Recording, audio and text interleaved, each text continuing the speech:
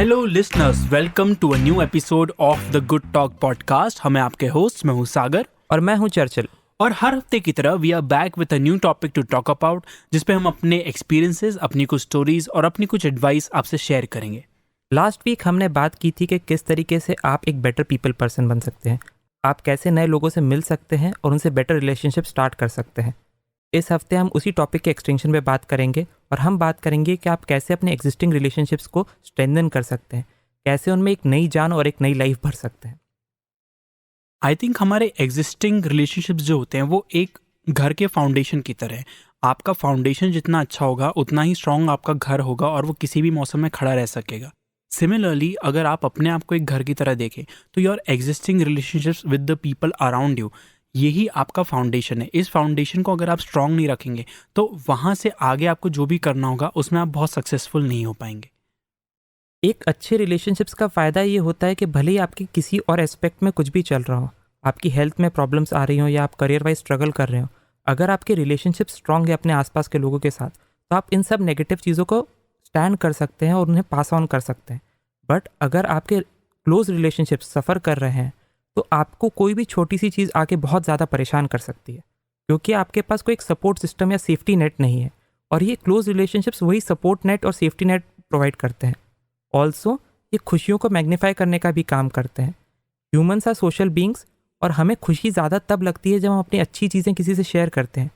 तो जैसे आपने नोटिस किया होगा कि कोई बहुत बड़ा इवेंट होता है, आप सबसे पहले फ़ोन उठाते हैं और अपने सबसे क्लोजेस्ट पर्सन को फ़ोन करते हैं। उसका कारण ये होता है कि खुशी बांटने से बढ़ती है और उसी तरह गम बांटने से कम हो जाता है। और ये दोनों चीज़ों करने के लिए हमें क्लोज लोग चाहिए। जो ये सपोर्ट सिस्टम की बात है, ये समझना बहुत ज़रूरी है इसमें कि जितने भी सक्सेसफुल लोग हैं जिनके बारे में आप सुनेंगे या पढ़ेंगे, they will always tell you कि उनके पीछे कौन कौन खड़ा हुआ था, कि कैसे उनके फ्रेंड्स, उनकी फैमिली ने उनको सपोर्ट किया, and due to their support they were able to reach wherever they are able to reach. और क्योंकि हम सब ही लाइफ में कहीं ना कहीं पहुंचना चाहते हैं, तो it is very important to make the right beginning, and I think the right beginning is at home, हमारे उन सारे लोगों के साथ जो हमारे पास रहते हैं, हमेशा हमारे सामने रहते हैं। अगर उनसे हम अपनी रिलेशनशिप ठीक कर सकते हैं तो मुझे लगता है कि फिर हम लाइफ में कुछ भी कर सकते हैं। ये आपने बहुत सही बात की सागर के, घर को स्ट्रांग रखना बड़ा ज़रूरी है और जब घर स्ट्रांग होता है तो हम बाहर जाके बहुत कुछ अचीव कर सकते हैं। पर मोस्टली हम देखेंगे कि रिलेशनशिप में जब भी कोई बात करते हैं आप किसी भी लोगों से, तो हर इंसान सामने वाले पर्सन को ब्लेम करता हुआ देखा जाता है। वो बोलता है कि मेरा रिलेशनशिप सफ़र कर रहा है क्योंकि सामने वाला उसमें कंट्रीब्यूट नहीं करना चाहता, वो समझता नहीं है। और ये सामने वाला ज़रूरी नहीं है कि आपकी गर्लफ्रेंड, बॉयफ्रेंड या वाइफ हो। ये चीज़ पेरेंट्स के लिए भी उतनी एप्लीकेबल है, फ्रेंड्स के लिए भी उतनी एप्लीकेबल है और सिबलिंग्स के लिए भी उतनी एप्लीकेबल है। जब हम क्लोज रिलेशनशिप्स की बात कर रहे हैं तो हम इन सभी को अकाउंट फॉर कर रहे हैं। एक रिलेशनशिप बनता दो लोगों से ज़रूर है, पर उसमें ये जानना ज़रूरी है कि आप सिर्फ एक ही इंसान को बदल सकते हैं और वो इंसान आप खुद हैं। तो अगर आप चाहते हैं कि आपका रिलेशनशिप बेटर हो, तो आप ये एक्सपेक्ट नहीं कर सकते कि सामने वाला अपने आप को बदलेगा, क्योंकि वो आपके कंट्रोल में नहीं है। आपके कंट्रोल में क्या है? अपने रिएक्शंस, अपने रिस्पॉन्सेज, अपने एफर्ट्स चेंज करना। अगर you are living a life जिसमें आप अपनी रिलेशनशिप से डिससेटिस्फाइड है, तो this should act as a sign कि there is something wrong, and it is not necessary कि आपके साथ कुछ गलत है, पर हो सकता है कि आपका उसमें कुछ रोल हो जिसको आपको अवेयरनेस में लाने की ज़रूरत है। ऐसा नहीं है कि आपके कुछ करने से सामने वाले में बहुत डिफरेंस आएगा, पर अगर आप में कुछ चेंज आता है, अगर आप में कुछ डिफरेंस आता है, तो that will mean everything in the relationship, क्योंकि उससे सामने वाला बदले या ना बदले, पर आपका उसकी तरफ रिएक्शन बदल जाएगा, और रिएक्शन ही सब कुछ होता है। अगर हम अपने रिएक्शंस चेंज कर सकते हैं लाइफ में किसी भी चीज़ पे, तो हम अपने माइंड को बहुत काम रख सकते हैं और उस चीज़ को या उस प्रॉब्लम को सॉल्व कर सकते हैं। So you have to begin with you, क्योंकि आपकी हर रिलेशनशिप में सिर्फ एक ही चीज़ कॉमन है, वो है आप खुद। अगर खुद को आप चेंज कर सकते हैं जो आपके कंट्रोल में है, तो आप लाइफ में बहुत आगे जा सकते हैं। हम सभी में एक ब्लेम इंस्टिंक्ट होती है कि अगर कुछ भी खराब है तो हम उसके लिए बाय डिफ़ॉल्ट सामने वाले पर्सन को या सिचुएशंस को ब्लेम करना चाहते हैं। बट उससे कभी कुछ बदलता नहीं है। हम कितना भी किसी को भी ब्लेम कर लें और हो सकता है उनकी गलती रही हो, पर उससे रिलेशनशिप सुधर नहीं सकता या उससे सिचुएशन बदल नहीं सकती। Rather than finding faults and blames in other person, हमें कोशिश ये करनी चाहिए कि हम अपने आप में क्या बदलाव ला सकते हैं, हम क्या नया और क्या डिफरेंट कर सकते हैं जिससे सिचुएशन बेटर हो जाए। जैसे जैसे हम एज करते जाते हैं तो मैंने देखा है कि हमारे पेरेंट्स से कम्युनिकेशन कम होता जाता है। नाउ हमारे पास चीज़ें शेयर करने के लिए कम होती है, हमारे पास बात करने के टॉपिक्स कम होने लग जाते हैं, तो हम वही लिमिटेड 3-4 चीज़ों के बारे में बात करते हैं। हम हेल्थ के बारे में बात कर लेंगे, हम कुछ रिलेटिव्स की बिचिंग कर लेंगे और हम न्यूज़पेपर के टॉप 3 हेडलाइंस के बारे में बात कर लेंगे। और जब ऐसा होने लग जाता है तो आपकी कन्वर्जेशंस फ्रूटफुल नहीं बच जाती हैं। और किसी भी रिलेशनशिप की जान होती है कन्वर्जेशंस कि आप कितना कम्युनिकेट करते हैं और कितनी अच्छी तरीके से वो कम्युनिकेशन होता है। तो जैसे ही आपके पास बात करने के टॉपिक्स कम होने लग जाते हैं, आपको मज़ा आना बंद हो जाता है। तो अब बस आप सिर्फ दिखावे के लिए या सिर्फ करना है इसलिए उतनी ही बात करते हैं। और जैसे ही ये चीज़ आने लग जाती है, रिलेशनशिप्स थोड़े से नेगेटिव साइड पे जाने लग जाते हैं। मैंने उस चीज़ को चेंज करने का तरीका एक निकाला था कि मैं लिस्ट ऑफ कन्वर्जेशंस निकाल के रखता था कि ओके, ये इंटरेस्टिंग टॉपिक है, इस पे मैं अपनी मदर से बात कर सकता हूँ। ये टॉपिक अच्छा है, इस पे मैं अपने फादर से सीख सकता हूँ। या ये चीज़ मेरी सिस्टर को पता होगी तो मैं उससे इस बारे में बात करूँगा।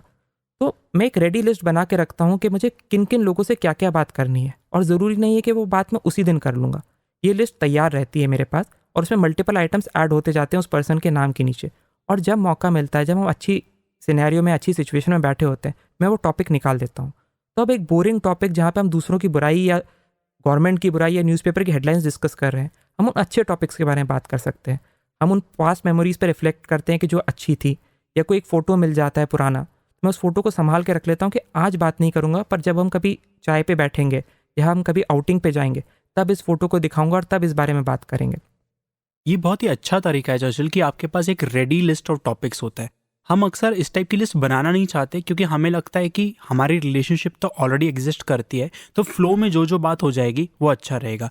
पर डेली रूटीन में हमारे जनरली फ्लो में बात पॉलिटिक्स और वेदर, मौसम और बाई की दिक्कतें और इन सब पर ही होती है। मैं बोलने ही वाला था बाई की दिक्कत। बाई एक कांस्टेंट टॉपिक होता है जिस पे आपकी पेरेंट्स से बात होती ही होती है। एग्जैक्टली पर मुझे लगता है कि अगर आप सिर्फ इन्हीं टॉपिक्स पे बात कर रहे हैं तो there is so much you are missing out on, क्योंकि आप अपनी लाइफ जी रहे हैं पर वो अपनी लाइफ जी चुके हैं, और इसलिए आप उनसे कुछ टॉपिक्स पे जिस पे आप बात करना चाहते हैं उन पे कर सकते हैं, कुछ शेयर्ड एक्सपीरियंसेस पे बात कर सकते हैं, आपकी बचपन की मेमोरीज पे बात कर सकते हैं।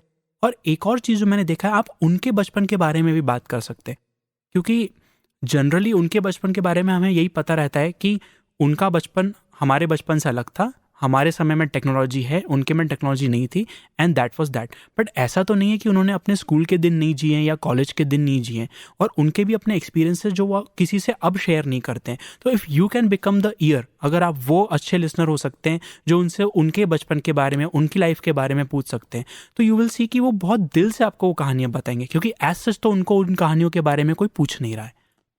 इससे एक और चीज़ होती है, हर इंसान को अपने पास्ट में से सिर्फ अच्छी मेमोरीज ज़्यादा याद रहती हैं। तो जब आप उनसे उनके पास्ट के बारे में पूछते हैं तो उनको वो हैप्पी मेमोरीज रीलिव करने का मौका मिलता है। मुझे याद है बहुत रिसेंटली, अभी दिवाली की क्लीनिंग चल रही थी हमारे घर पे, तो मेरी मदर ने मुझे कुछ फ़ोटोज़ दिखाए जिसमें ये वो फ़ोटोज़ थे जो उन्होंने शादी के टाइम एक्सचेंज किए थे। तो मेरे एक फ़ादर का फ़ोटो था जो उन्होंने भेजा था और एक मेरी मदर का फ़ोटो था जो उन्होंने भेजा था। तो मैंने वो फ़ोटो देखे और उसके बाद मैंने वो फ़ोटो रख लिए थे, और शाम को जब क्लीनिंग ख़त्म हो गई थी और सब हो गया था तो हम वो फ़ोटोज़ लेके बैठे थे, एंड वो स्टोरीज़ बता रही थी कि उस समय ऐसे फ़ोटोज़ चलते थे और ये फ़ोटो भेजा गया था, एंड आई वाज कमेंटिंग कि आप तो इतने पतले थे और पापा आपसे ज़्यादा स्मार्ट लगते थे एंड तो all of this makes for very good conversation. And क्योंकि अब उनकी शादी को इतना लंबा समय हो गया है कि वो हैप्पी मोमेंट्स या वो थ्रिलिंग मोमेंट्स उनके लिए बहुत फेड हो गए हैं मेमोरी में, तो वो एक मौका मिला उनको वापस वो चीज़ें शेयर करने का। एंड ये हमारे से बॉन्डिंग का भी बहुत अच्छा मौका मिला, क्योंकि अब एक इतना बड़ा एज गैप और इतना बड़ा जनरेशन गैप आ गया है कि अब आप कॉमन टॉपिक्स पे बात नहीं कर सकते। मैं उनसे ये बात नहीं कर सकता कि इंस्टाग्राम पे क्या ट्रेंडिंग चल रहा है या मेरा वर्क क्या है, क्योंकि वो उनसे रिलेट नहीं कर पाती है। तो दिस इज़ समथिंग जिस पर हम बात कर पाते हैं और रिलेट कर पाते हैं, एंड क्योंकि एक कॉमन थ्रेड है, हम दोनों कनेक्ट कर पाते हैं उस चीज़ के ऊपर। And connection is everything, does not matter कि आपकी कौन सी रिलेशनशिप की आप बात कर रहे हैं, भले आपके स्पाउस के साथ, आपके पेरेंट्स के साथ, इवन आपके क्लोज फ्रेंड्स के साथ, पर कहीं ना कहीं आपको ये कनेक्शन, एक कॉमन थ्रेड चाहिए। कॉलेज वगैरह में जब हम रहते हैं तो common experiences are the common thread, तो वहाँ पे बात करना और दोस्ती निभाना ईजी हो जाता है। जब आप वहाँ से बाहर आते हैं तो उसके बाद लोगों से रिलेशनशिप बनाए रखना अपने आप में एक बहुत बड़ा चैलेंज है, और इसीलिए you need these common things, common experiences that you can talk about. कई बार ये कॉमन एक्सपीरियंसेस हो सकते हैं जो आपने साथ में जिए हैं, जैसे अगर आपके फ्रेंड के साथ आपने पहले कभी ट्रैवल किया है तो you can of course always talk about that, या फिर आप उनके साथ अब ट्रैवल कर सकते हैं एंड नई मेमोरीज बना सकते हैं। और अगर आप ये नहीं कर सकते तो you can simply take a genuine interest in their life. आप उनसे पूछ सकते हैं उनकी लाइफ में क्या चल रहा है, आप बता सकते हैं कि आपकी लाइफ में क्या चल रहा है, एंड मैंने देखा है कि अगर आप ये कर पाते तो डज नॉट मैटर आपका फ्रेंड आपके पड़ोस में रहता है या सेम शहर में रहता है या आप इंडिया में रहते हैं और वो ऑस्ट्रेलिया में रहता है, पर आप उनसे रिलेशनशिप बनाए रख सकते हैं if they are actually important to you. ये आपने बिल्कुल सही बात की सागर। और ऑल्सो एक और चीज़ इसमें बोली जाती है कि जिन भी लोगों से आपको क्लोज रिलेशनशिप बना के रखनी है उनके लिए लिस्ट ऑफ गुड थिंग्स बना के रखनी चाहिए। इसका मतलब ये है कि आपके आसपास जो भी क्लोज लोग हैं, आपके पेरेंट्स, आपके सिबलिंग्स, आपके स्पाउस, आपके क्लोज फ्रेंड्स, उनके बारे में क्या क्या अच्छा है, क्या क्या आपको पसंद है, उसकी एक रेडी लिस्ट तैयार कर रखे रखिए। उससे फ़ायदा ये होता है कि लाइफ हमेशा एक जैसी नहीं चलती है। आज आप बहुत हैप्पी मूड में होंगे तो आपको वो इंसान बहुत अच्छा लग रहा होगा, बट कल एक छोटे से आर्ग्यूमेंट के बाद आपको उस पर्सन में सिर्फ कमियां दिखने लग जाएंगी। और लोग जितने ज़्यादा क्लोज होते हैं ये कमियां उतनी ज़्यादा दिखती हैं, क्योंकि आपके पास उतने सारे एक्सपीरियंसेस रहते हैं उन कमियों को निकालने के लिए। तो ये रेडी लिस्ट काम करती है उस सेंस में कि जब आप नेगेटिव स्टेट में होते हो उस पर्सन को लेके, तो आप उस लिस्ट को रेफ़र कर सकते हैं और देख सकते हैं कि सब कुछ बुरा नहीं है। हो सकता है ये पर्टिकुलर मोमेंट या पर्टिकुलर एक्सपीरियंस गलत निकल गया हो, बट इस पर्सन में ये अच्छा है, इसने मेरे लिए ये इतना अच्छा किया है। और फिर आप नॉर्मलाइज हो जाते हैं एंड वहाँ पे आपको एक मोमेंट मिलता है फ्रीडम का, जहाँ पे आप चूज़ कर सकते हैं कि आप अपना नेक्स्ट रिस्पॉन्स कैसे देना चाहते हैं। ये बहुत ही अच्छी टेक्निक है जो मैंने भी यूज़ की है आपके कहने पे। एंड मैंने देखा है कि हमारी माइंड की ना एक आदत होती है कि हर चीज़ को वो मैग्नीफाई करता है, और अगर वो चीज़ नेगेटिव है तो फिर माइंड को मज़ा ही आ जाता है। तो जिस तरह से हम पेपर में नेगेटिव न्यूज़ पढ़ते हैं एंड दैट काइंड ऑफ पूरी तरह से हमारे माइंड को फिल कर लेता है, वैसे ही जब कोई पर्सन जो हमारे क्लोज है वो कुछ भी गलत करता है तो हम सिर्फ वो इवेंट नहीं देखते, हम सारे गलत इवेंट्स एक साथ देखने लग जाते हैं। और ऐसे समय में इस टाइप की लिस्ट बहुत काम आती है, बिकॉज आपको भूलना नहीं है कि you do want to stay in the relationship और आप उनको एक्चुअली प्यार करते हैं, भले ही वो आपके पेरेंट्स है, स्पाउस है या फ्रेंड्स है। वो आपके पेरेंट्स, स्पाउस या फ्रेंड्स इसलिए रह पाते हैं constantly because you want to be in the relationship, और इसलिए इस टाइप की लिस्ट आपको बहुत हेल्प करती है। एक और चीज़ होती है which is just an example of the same thing, कि आपके भी कभी टीनेज ईयर्स रहे थे और उन टीनेज ईयर्स में you are very difficult and you had arguments with your parents and so on, पर तब भी आपकी रिलेशनशिप चलती रही। तो सिमिलरली जो आपके करंट रिलेशनशिप है, अगर वो बहुत अच्छे नहीं चल रहे हैं तो that is only a phase जो थोड़े समय बाद गुजर जाएगा, और उस फेज़ के दौरान अपना माइंडसेट ठीक रखने के लिए इस टाइप की लिस्ट बहुत काम आती है। अपार्ट फ्रॉम द लिस्ट जिसमें आप उनकी अच्छी क्वालिटीज़ लिखते हैं, मैं एक और लिस्ट मेंटेन करता हूँ जो कि है ग्रेटफुल लिस्ट। तो ये लिस्ट मैं इंडिविजुअल पर्सन के हिसाब से बनाता हूँ और साल में 1 या 2 बार इनको रिव्यू करता हूँ, और उसमें मैं वो चीज़ें लिखता हूँ उस पर्सन के बारे में जिसके लिए मैं थैंकफुल हूँ, उसने मेरे लिए जो किया। ये मैंने शायद फर्स्ट एपिसोड में भी इस बारे में बात की थी कि होता क्या है कि अब आपके और आपके क्लोज पीपल के बीच में इतना डिस्कनेक्ट आ जाता है कि आप याद नहीं रख पाते कि उन्होंने आपके लिए क्या क्या किया था ओवर द ईयर्स। तो जब आप ये भूल जाते हैं तो एक छोटी सी कमेंट पे, एक छोटे से ताने पे आपको बहुत बुरा लग जाता है, बट आप पूरी पिक्चर नहीं देख पाते। बट जब आप देखते हैं कि बचपन से उन लोगों ने आपके लिए इतना किया था, भले ही वो आपकी सिस्टर हैं या भले ही वो आपके पेरेंट्स हैं, उन्होंने आपके लिए ये किया था, आपकी शादी से लेकर आपको पढ़ाने लिखाने से लेकर आपकी छोटी छोटी ज़िद्दों को लेकर, तब आपको लगता है कि यार जब इन्होंने मेरे लिए इतना किया है तो मैं इतना छोटा सा तो सहन कर ही सकता हूँ।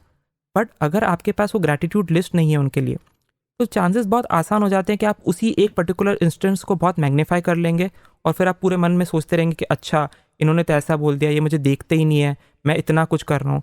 So make it all about your self कि मैं इतना कर रहा हूँ और ये फिर भी ऐसा बोल रहे हैं, रेदर देन आप ये नहीं देख पाते कि उन्होंने कितना किया है। तो ग्रैटिट्यूड लिस्ट इस सेंस में बड़ा हेल्प करती है कि आप वो देख पाते हैं कि उन्होंने कितना कुछ किया है। और लाइफ की हैप्पीनेस ढूंढने का सबसे आसान तरीका ये है कि आप लोगों में अच्छाई देखने लग जाए। जब आप लोगों में अच्छाई देखने लग जाते हैं तो आपका एक्सपीरियंस लाइफ का बहुत सुंदर हो जाता है। एंड इस टाइप का बिग पिक्चर फोकस बहुत ज़रूरी भी है, क्योंकि आपकी लाइफ में आपके साथ भी बहुत सारे एब्स एंड फ्लोज होते हैं। कभी आपकी लाइफ एकदम ऑसम लगती है आपको, और कभी आपको अपनी लाइफ बिल्कुल ही बोरिंग या बेकार लगती है। और ये रिलेशनशिप में भी होता है, कभी कभी आपको लगता है कि आपका एक रिलेशनशिप बहुत अच्छा चल रहा है एंड वो सेम रिलेशनशिप अगले महीने आपको थोड़ा बोरिंग लगने लग जाता है। और मुझे लगता है कि अगर आपका बिग पिक्चर फोकस है तो आप ये सोच पाते हैं कि ऐसा होता है, इट इज़ नॉर्मल, और इसको अचानक से फिक्स करने की आपको कोई ज़रूरत नहीं है। हाँ, अगर आपको लगता है कि इस रिलेशनशिप में आप बेटर हो सकते हैं किसी तरह से, तो you can definitely work on it. पर एब्स एंड फ्लोज को समझना ज़रूरी है कि हर रिलेशनशिप में आपको कभी बहुत अच्छा लगेगा, कभी नॉर्मल लगेगा, कभी थोड़ा डल लगेगा। ये पेरेंट्स के साथ भी हो सकता है, ये आपके स्पाउसेस के साथ भी हो सकता है, या इवन मेरे और चर्चिल के बीच में भी ये हो जाता है कि हम अक्सर कभी तो बिल्कुल क्लोज फ्रेंड्स फील करते हैं और कभी लगता है कि हाँ बहुत दिनों से कुछ इंटरेस्टिंग नहीं हुआ है। And that is normal and you have to give relationships time कि वो इस फ्लो में ऊपर नीचे होते रहे। साइकिल तो हर रिलेशनशिप्स में चलती है जैसा कि आपने कहा, बट एक कॉमन पर्पस ढूंढना बड़ा ज़रूरी है कि आप रिलेशनशिप में क्यों हैं। और जब आपको पता चल जाता है कि आप रिलेशनशिप में क्यों हैं, तो आप उस क्यों को फिल करने वाली चीज़ें कर सकते हैं। तो अगर आपको पता है कि आपके रिलेशनशिप का पर्पस क्या है, तो आपको उस हिसाब के इवेंट्स प्लान करने में हेल्प मिलेगी। तो नॉर्मली जब मैं आपके साथ आउटिंग पे जाता था या अपनी फैमिली के साथ आउटिंग पे जाता था, तो it used to be about कि हम खाने जा रहे हैं। बट मुझे रियलाइज़ हुआ कि मेरे रिलेशनशिप खाने से बहुत ज़्यादा है, मेरे लिए ज़्यादा मायने रखते हैं। मेरे लिए वो अच्छी कन्वर्जेशंस का पार्ट है, मेरे लिए वो कनेक्शन ढूंढने का पार्ट है, मेरे लिए वो सेल्फ एक्सप्लोरेशन का पार्ट है। और जब मुझे ये रियलाइजेशन आया, तो मैंने अपनी आउटिंग्स को भी पर्पसफुल बनाना चालू किया। तो नाउ जब हम बाहर जाते हैं हम दोनों, so we try to make it about a conversation कि हम किस चीज़ों के बारे में बात करने वाले हैं, हम क्या ऐसी चीज़ें शेयर करने वाले हैं जिसमें हम एक दूसरे को हेल्प कर सकें और एक दूसरे के बारे में बेहतर जान सकें। हम कौन सी प्रॉब्लम सॉल्व करने वाले हैं, भले वो बिजनेस रिलेटेड हो, पर्सनल लाइफ रिलेटेड हो, और हम कैसे एक दूसरे को एक बेटर पर्सन बना सकते हैं। तो उस तरह की एक पर्पस ढूंढना किसी रिलेशनशिप का बड़ा हेल्प करता है उस रिलेशनशिप को मीनिंग देने के लिए और आपके एक्शंस को पर्पस देने के लिए। एंड आई थिंक एक कोर पर्पस तो हमारा रहता है कि we want to feel great no matter हम किस रिलेशनशिप में हैं। हम उस रिलेशनशिप को कंटिन्यू इसलिए करते हैं because we wanted to be there in our life, और हम चाहते हैं कि हमें अच्छा लगे कि हमारी ये रिलेशनशिप हमारे पास है। तो इस कॉमन पर्पस को अगर आप माइंड में रखेंगे तो you are able to find out new ways to enjoy the same relationship. आप नई नई चीज़ें कर सकते हैं, नई जगह पे जा सकते हैं। एंड ये बहुत अच्छा ट्रिक है किसी नए रिलेशनशिप को मेंटेन या बिल्ड करने के लिए। अगर आप किसी नए पर्सन से मिलें एंड यू वांट कि उनके साथ आप आगे भी मिलते रहें एंड सो ऑन, तो कॉफ़ी पे जाना, टी पे जाना, ये आप कर सकते हैं। And at the same time जिनको आप जानते हैं ऑलरेडी, आपके पेरेंट्स, स्पाउसेस, कोई भी, उनके साथ भी आप रेगुलरली कॉफ़ी पे, लंचेस पे, डिनर्स पे जा सकते हैं। क्योंकि मुझे लगता है कि it's not only new people who deserve a date with you. कोई ज़रूरी नहीं कि सिर्फ आप नए लोगों को ही डेट पे लेके जाएं। आप जिनको जानते हैं, जिनके साथ हमेशा रहते हैं, उनके साथ भी आप डेट पे जा सकते हैं। जैसे कि मैं हमेशा करता हूँ कोशिश इस बात की कि नॉट ओनली मैं अपनी मॉम के साथ, बट अपनी सिस्टर के साथ, अपनी मौसियों के साथ, अपने भाई बहनों के साथ बीच बीच में कहीं कहीं जाता रहूँ। I do it on purpose because मैं चाहता हूँ कि हमारा एक्सपीरियंस सिर्फ डेली रूटीन के अलावा भी कुछ ऐड ऑन होता रहे। और जिस दिल से मैं नए लोगों से मिलना चाहता हूँ, मैं पूरी कोशिश करता हूँ कि उतनी ही दिल से मैं इन सब से भी मिलूँ। एंड इससे ही आपकी रिलेशनशिप स्ट्रांग होती हैं, चलती रहती है। इन अ वे जो हम साथ वाले लोगों के साथ या क्लोज लोगों के साथ आउटिंग्स पे जाते हैं या कुछ प्लान करते हैं, is an expression of love and care that we have for those people. और ये एक्सप्रेशन ऑफ लव बड़ा ज़रूरी होता है। हम जैसे जैसे देखेंगे कि रिलेशनशिप्स मैच्योर होने लग जाते हैं, उनमें ये एक्सप्रेशन बड़ा कम होने लग जाता है। राइट। सो अब आप हग कम करते हैं, अब आप एक दूसरे को बोलते कम है कि वो आपके लिए कितना मायने रखते हैं। आप ये एक्सप्रेशन वाला पार्ट बहुत छुपा के रख लेते हैं, क्योंकि बड़ा ऑकवर्ड हो जाता है।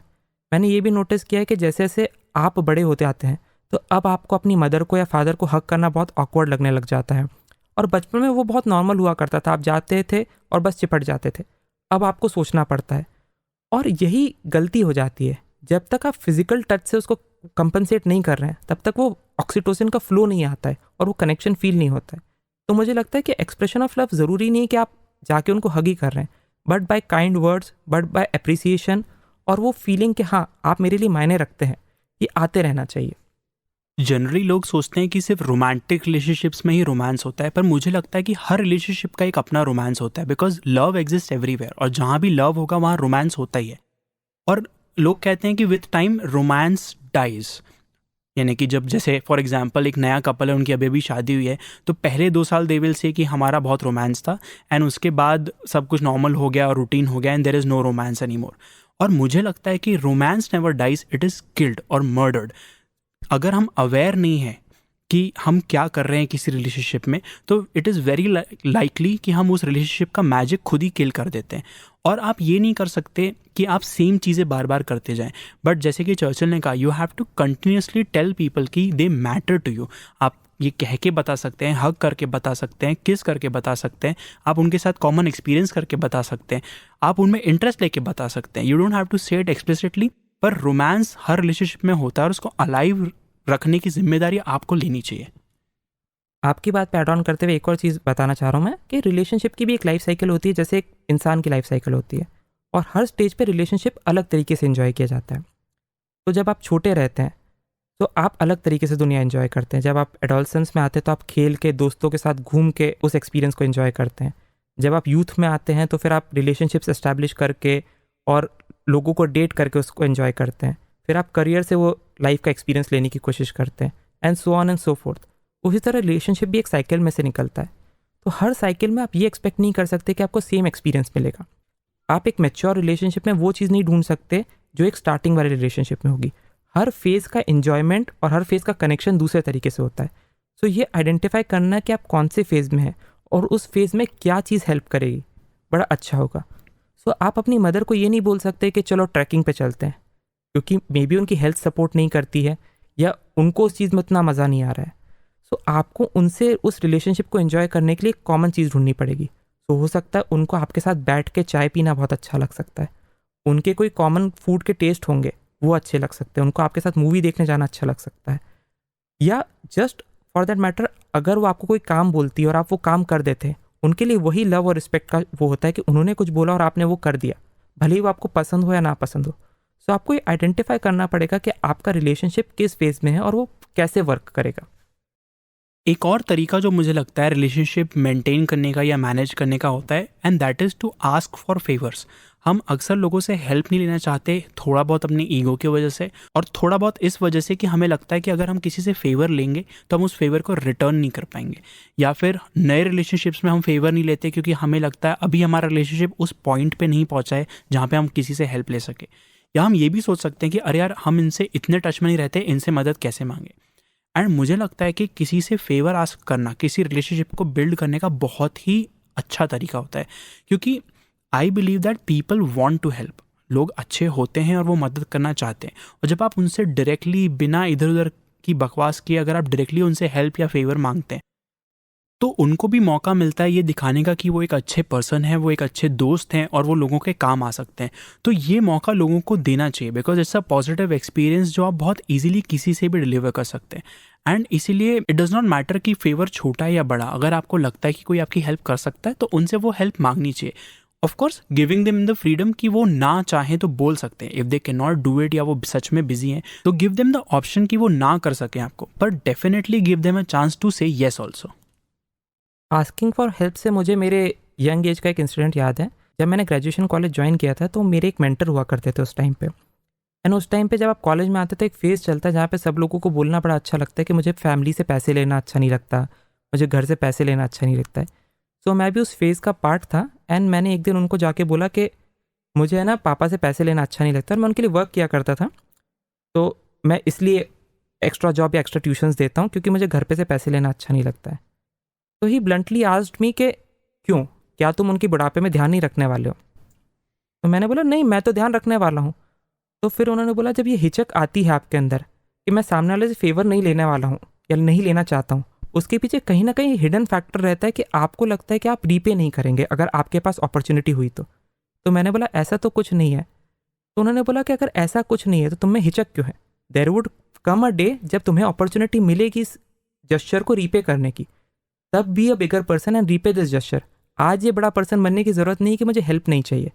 तो ये हम उस समय तो मुझे ये बात बहुत सही लगी थी, और आज भी मैं इस पर फॉलो थ्रू करने की कोशिश करता हूँ कि अगर मुझे सच में कोई ज़रूरत है तो मैं मांग लेता हूँ, और जब मुझे मौका मिलता है किसी की हेल्प करने का तो मैं खुले दिल से हेल्प करने की कोशिश करता हूँ। और मुझे लगता है इसी को तो लकी होना कहते हैं ना। यू आर लकी कि आपके आसपास ऐसे लोग हैं जो आपकी मदद कर सकते हैं, तो आप उनसे मदद लीजिए and even help them be a bigger person they are usually, कि वो आपकी मदद करके भी उतना ही बेहतर फील कर सकते हैं। इसमें मुझे लगता है कि जब आप रिलेशनशिप्स बिल्ड कर रहे हैं तो यू शुड नो कि आपके टॉप पीपल कौन है। एंड मुझे नहीं लगता आपको प्रेशर लेने की ज़रूरत है कि आपके टॉप 10 पीपल कौन है। हो सकता है कि आपके टॉप 8 पीपल हो, टॉप 5 पीपल हो, टॉप 3 पीपल हो।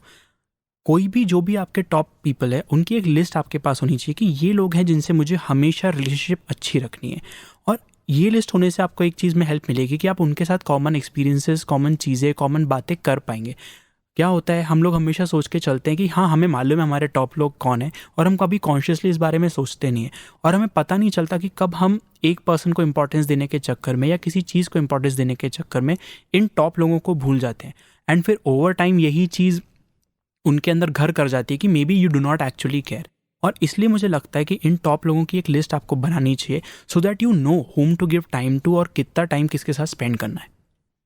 लाइफ के हबड़ में बहुत बार ऐसा हो जाता है कि आपका करियर ने आपका सारा टाइम ले रखा है, या आपकी एक पर्टिकुलर रिलेशनशिप ने आपका टाइम ले रखा है, या कोई भी एक कारण से आप बहुत बिजी हो जाते हैं, तो आपको याद नहीं रहता है कि आपको लोगों से रिलेशनशिप बनाने में एफर्ट्स डालने हैं, और वहीं पे रिलेशनशिप्स वीक होना चालू हो जाते हैं। तो ये टॉप पीपल की लिस्ट इसमें भी बड़ा हेल्प करती है कि आपके पास एक कॉन्शियस लिस्ट हमेशा अवेलेबल है कि ओके, ये 10 लोग हैं, मैं भले ही कितना भी बिजी चल रहा हूँ, मेरी लाइफ में कुछ भी चल रहा है, मुझे इन 10 लोगों को इंपॉर्टेंस देनी है, इन 5 लोगों को इंपॉर्टेंस देनी है। तो now I will make time. अगर मेरे पास टाइम नहीं है तो मैं सिर्फ 5 मिनट में हालचाल पूछने के लिए फ़ोन लगाऊंगा, but I will make sure कि I am there for them, and no matter मेरी लाइफ में क्या चल रहा है, या मैं कितना बिजी हूँ, या क्या परेशानी चल रही है, आई विल मेक श्योर कि मैं उनके लिए टाइम निकालता हूँ, उनसे बात करता हूँ, और ये उन्हें बताता हूँ कि अगर मैं टाइम नहीं निकाल पा रहा हूँ तो मैं जनरली बिजी हूँ या किसी चीज़ में अटका हुआ हूँ। और बहुत सी बार आप देखेंगे कि उनका एक अच्छा सुनने का एटीट्यूड या उनका ये प्रेजेंस आपको बहुत कंफर्ट दे देता है। अल्टीमेटली अगर आप कम्युनिकेशन की लाइंस खोले रखते हैं तो कोई भी रिलेशनशिप को आप चला सकते हैं। इट डज़ नॉट मैटर कि आप उनके लिए समय इस हफ्ते निकाल रहे हैं या अगले हफ्ते, पर अगर उनको पता है कि आप उनके बारे में सोच रहे हैं तो ये अपने आप में बहुत इंपॉर्टेंट चीज़ होती है किसी भी रिलेशनशिप के लिए। डिस्पाइट ऑल ऑफ दिस, बहुत सी बार ऐसा होगा कि आपके रिलेशनशिप्स में आपके आर्ग्यूमेंट्स हो जाएंगे, आपके झगड़े हो जाएंगे, आप किसी बात पे एक दूसरे से खफा हो जाएंगे। ये ध्यान रखना कि हर रिलेशनशिप में ये चीज़ें होती हैं, क्योंकि आप दो डिफरेंट इंडिविजुअल्स हैं, आपके ओपिनियंस हमेशा मैच नहीं करेंगे, आपके इंटरेस्ट हमेशा मैच नहीं करेंगे, और आप और चीज़ों में कॉन्फ्लिक्ट हो सकती है। बट कॉन्फ्लिक्ट रेजोल्यूशन का तरीका आपको आइडेंटिफाई करना पड़ेगा। मैं पर्सनली जो तरीका यूज़ करता हूँ वो ये है कि जब सामने वाला गुस्से में है तो मैं चुप हो जाता हूँ, क्योंकि उस वक्त कोई भी चीज़ आर्ग्यू करने से कोई फ़ायदा नहीं है। अगर आप और आपके क्लोज वन आर्ग्यूमेंट्स पे आ गए तो दोनों के पास बहुत बड़े बड़े हथियार हैं एक दूसरे को हर्ट करने के लिए, और आप जितना ज़्यादा उन हथियारों को यूज़ करेंगे वापस रिकंसाइल करना उतना डिफ़िकल्ट हो जाएगा। सो अगर कोई गुस्सा है या कोई आर्ग्यू कर रहा है तो उस वक्त शांत हो जाइए, क्योंकि आप भी जो बोलने वाले हैं वो सुनने नहीं वाला है, भले ही आप कितना भी लॉजिकल और कितना भी सही बोल रहे हैं, और वो जो बोल रहे हैं आप वो भी नहीं सुन पाएंगे। तो उस वक्त शांत होकर शांत बैठ जाना काफ़ी अच्छा रहता है। वंस जब आपका गुस्सा शांत हो गया और आप सेन माइंड से सोच सकते हैं कि क्या सही और क्या गलत है, then there is the time कि आप जाके उनसे रिकंसाइल करने की कोशिश कीजिए। कभी कभी तो एक फ़नी इमेज शेयर करना भी रिकंसिलिएशन के लिए काफ़ी अच्छा हो जाता है। तो आप टॉपिक से बिल्कुल अलग हट के कुछ एक रैंडम फ़नी इमेज आपके पास्ट की शेयर कर दीजिए, और फिर सारा झगड़ा कहीं फुर हो जाता है। बट मैंने एक चीज़ मेरी दादी जी से सीखी थी, और वो मुझे बताती थी कि जब भी कभी झगड़ा हो जाता है या कोई आर्ग्यूमेंट हो जाता है तो वो उस वक्त चुप हो जाती हैं, पर ऐसा नहीं करती हैं कि अगले दिन जाके बात कर रही हैं। वो मेक श्योर करती हैं कि डिस्टेंस जो कम्युनिकेशन का हो वो इतना रहे कि ईगो बीच में ना आ जाए। जब आप एक बहुत लंबे समय तक बात नहीं करते हैं तो आपके अंदर भी ईगो आ जाता है और सामने वाले पर्सन के अंदर भी ईगो आ जाता है।